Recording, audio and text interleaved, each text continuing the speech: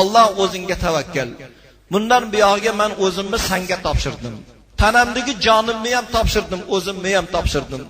Har namoz bomdoddan keyin 2 rakat farz o'qilgandan keyin yaxshi amallardan bittasi 10 marotaba sura Ixlos o'qiladi. Sura Ixlosni o'qiganingizdan keyin duo qiling. Parvardigor, ibodatingga meni loyiq ko'rding, yorug' tonni ko'rsatding. Men o'zimni ham, jonimni ham o'zingga topshirdim. O'zingga tavakkal qildim degan bandaga Alloh kifoya qilar ekan. Ya'ni Allohga tavakkal qilishlik. 8-inchisi Allohning amriga va taqdiriga sabr qilish. Fasbir li hukmi robbika. Ya'ni ey Muhammad, Parvardigoringizning hukmiga sabr qiling. Qalam surasi 48-oyat. Ya'ni Allohning hukmini hech kim o'zgartira olmaydi. Muhammadga qarata turib Alloh xitob qilib turibdi. Payg'ambarimizga bir nazar soling, Alloh qanday hukm qildi? Eng yaxshi ko'rgan payg'ambari, oxir zamon payg'ambari, Allohning habibi, yerdagi elchisi, shundoq zotni ham boshiga erta yetimlik keldi. Tug'ilmasdan otalari dunyodan o'tdilar. 5 yasharlik paytlarida onadan judo bo'ldilar. Yetimlik tushdi. Buvalarning qo'lida, amakilarning qo'lida, jigarlarning qo'lida yetimlikda, xo'rlikda o'tgan hayot boshlandi. Undan keyin da'vat, payg'ambarlik nubuvvati keldi. Payg'ambarlikning nubuvvati, Allohning inoyati, Xudoning hukmini yetkazish oson bo'lmadi. Odamlar jinni dedi, majnun dedi. O'zlarini amakilari Abu Lahabdek zotlar tomonidan ta'qib, ta'ziqlar bo'ldi. Namoz o'qib turgan paytlarda ustilardan tuyalarni, ichay-chavoqlarni ag'dargan kunlari bo'ldi. Og'ir paytlar bo'ldi. Shunda ham Alloh marhamat qilyaptiki, ey Muhammad, sabr qiling, Allohning hukmiga rozi bo'ling. Alloh shuni sizga loyiq ko'rdimi? Uni o'zgartirishga sizning haqqingiz yo'q.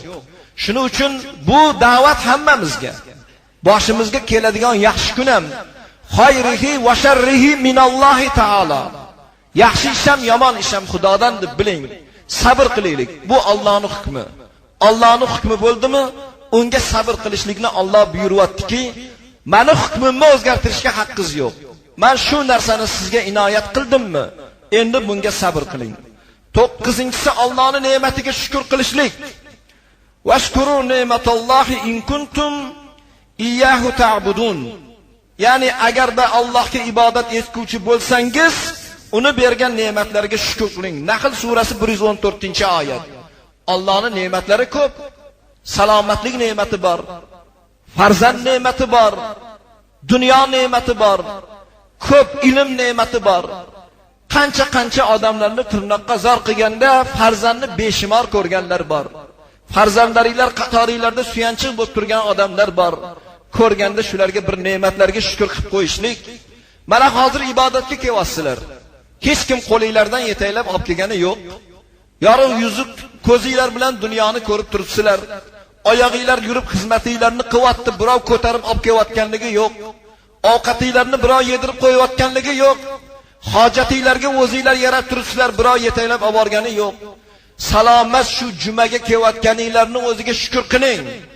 Oyoq bilan yurganiz, Alloh bergan tanangizdagi jonni omon turganligi, Alloh bergan farzandlarni orzu havosini ko'rib, qatoringizda turganligi, farzandlarni qatorida o'tirib haqqiga duo qilib, boy badavlat bo'lib, farzand ne'matidan, salomatligingizdan, Xudo bergan dunyodan bahramand bo'lib turibsiz.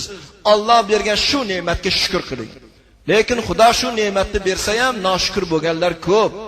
Farzandni xorlab qo'yganlar, qadriga yetmaganlar, Alloh bergan tanamizdagi jonni qadriga yetmaganlar, sihatlikni qadriga yetmaganlar, tanasida joni omon bo'lsa ham, salomat bo'lsa ham, havo oldirib qo'ygan, yorug' dunyoni ko'rsatib qo'ygan Xudoning rahmatidan benasib bo'lib qolganlar, shukrni qilmasdan o'tib ketayotgan noshukrlar ko'p. Hozir qorakam bir ma'ruzalarda aytgandilar. Eski shahar dahasida bozorda bir paytlar aptekani oldida bir masjid bo'lardi.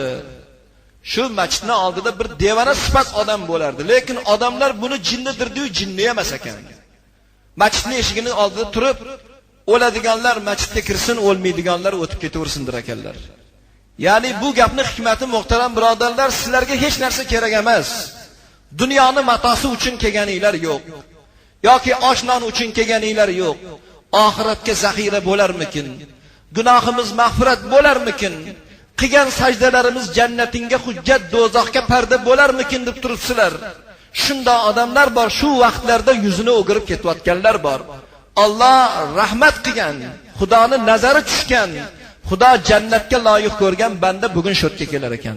Alloh bu martabani sizlarga muborak qilsin.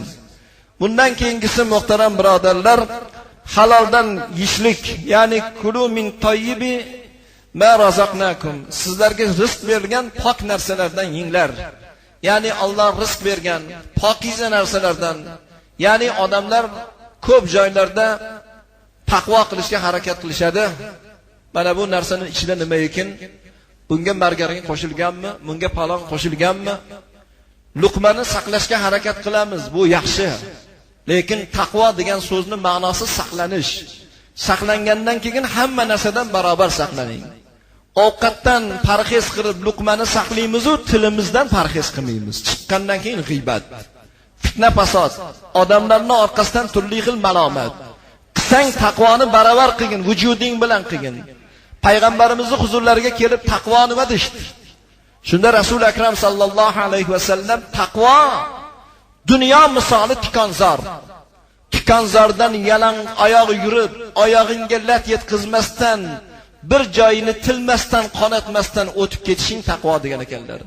Dunyo mana ko'ryapsizlar.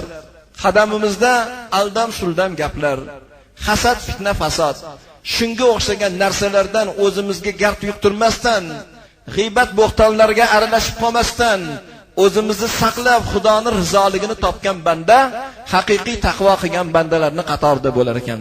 Ilohim hammamizni Alloh hidoyatda barqaror qilsin. Savollar ko'p tushgan, lekin kelasi juma inshaalloh javob beramiz. Xizr alayhisalom haqida ma'lumot so'raganlar bo'pti. Janozani hukmlari, tobut ko'tarish hukmlari, bular alohida mavzu. Alloh qodir qilsa o'lmasak alohida bir jumada buni ma'ruza qilib beramiz. Endi duo talablardan mahallamizning hududida faoliyat ko'rsatib turgan temirchilik hunarini hunar qilgan Qobiljon degan ukamiz duo talab qildilar. Bir duo qilsangiz ko'p shogirdlarni yetkizdik. Yana xalqimizga ko'p xizmat qilaylik. Ustaxonamizda ibodatlik, itoatli bolalarimiz ko'paysin. Kasb-korimizga Alloh rivoj bersin deb duo qilgan ekanlar. Bu yaxshi hunar. Davud alayhisalom shu ishlarni qilganlar. Sizlarga ham Alloh rivoj bersin, ishingizlarga imkoniyat bersin. Yaxshi mo'min musulmonlardan shogirdlaringlar bo'lib, ishxonanglar bundan ham gullab yashnashini Alloh o'zi nasib etgan bo'lsin. Endi muhtaram birodarlar, hammamizni ham Alloh hidoyatda barqaror qilib, bugungi o'qiydigan juma namozlarimizni o'zi husni dargohida qabul etsin. Allohu akbar.